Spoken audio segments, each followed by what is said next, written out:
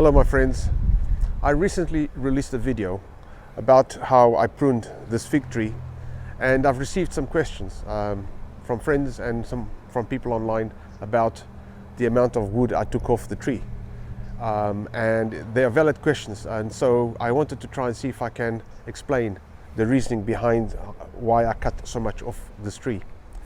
For some context, this tree is over 30 years old. I don't know how long it was here before I arrived, but or before I first saw it, but I know it's over 30 years old because it was really like this big when I first arrived. In fact, it was a lot bigger when I first saw this tree.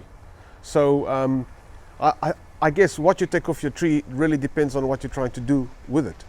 For example, you might want a short tree like this one where you can reach all the fruit. You might want a bigger tree to give you a lot more fruit. I guess the more wood you have on the tree, the more fruit you get. The problem is that a lot of the fruit you can't get to because it's too high. So I like to keep this tree about this height because year after year it gives me up to 9-10 kilos of figs. Let me show you why I've taken off so much. I want to show you on the wood itself what to look out for when you are, one of the things to look out for when you are pruning your fig tree. Let's have a look. So basically, to recap the approach I used to trim and prune the fig tree, I first cut off all the shoots that are coming out of the ground around the base of the tree. Then I look at the tree and I cut off all old wood that has died. Anything that's dead, I cut off. And then I cut off all the branches that are pointing straight up at the sky and those that are crisscrossing each other. So verticals and vertical shoots, vertical branches, and those that are crisscrossing each other, I cut them off. I also then look for any branches that are growing inward towards the tree, towards the inside of the tree. I cut those off as well because I want to create an area inside the tree that's got less vegetation, less leaves. You can see from the branches that I've cut off, they can be quite long, and if this thing is pointing up on top of a tree that's 6 foot or 2 meters above the ground, it's very hard to get to the foot on top and pick it. Wanted to show you a little detail here. These branches are already shooting, and by cutting off this entire branch, I'm going to have less wood on the tree for the next season.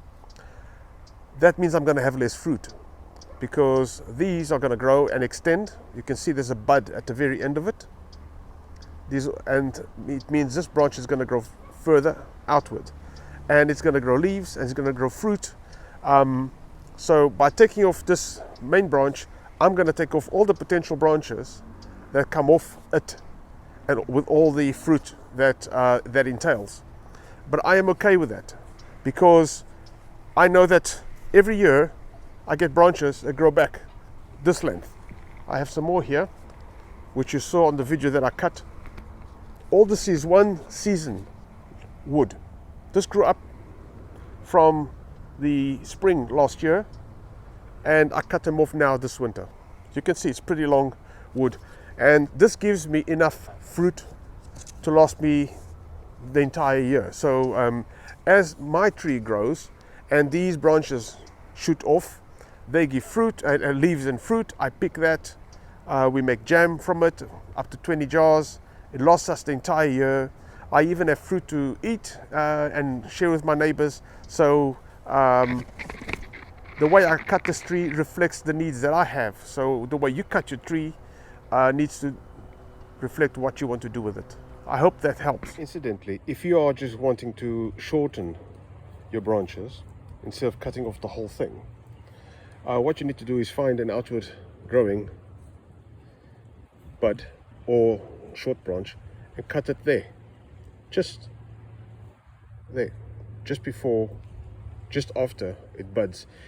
If it's something smaller like that, if that's the bud there, you can cut it there and a new branch will grow over there. Same thing here. You've got lots of choices. You can have it. You can cut it there. If that's an the outward branch would be that one, right? So you'd cut it there. That would be the outward branch. So you'd cut it there. If you want to come this way, actually this is already of a twig, but that will be fine. You can cut it there.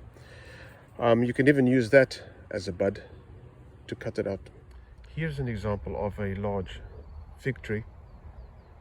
It hasn't been pruned much, and every year it just grows more and more and more. The branches that grow vertically have a lot of branches that come out sideways, and it just keeps on adding and adding and adding. So it really depends what you want to do with your tree. If you want to shape it yourself, or if you want to let nature take its course. So I hope that explains why I prune this tree so much, so drastically. I guess it depends on what you're trying to do with your tree, how old it is. I mean, if you have a new tree, quite young, you probably don't want to take off a lot of wood. You just want to keep it in shape. If you have an older tree, you know, prune it the way you like. A fig tree is a very resilient tree. It keeps growing back. You just want to make sure that you get enough fruit for your needs in the season that's coming up. So I hope you enjoyed that. Have a good weekend. See you at the next video. Oh, don't forget to press the like, click subscribe and the bell button so that you can be reminded of new videos when they come out. Cheerio.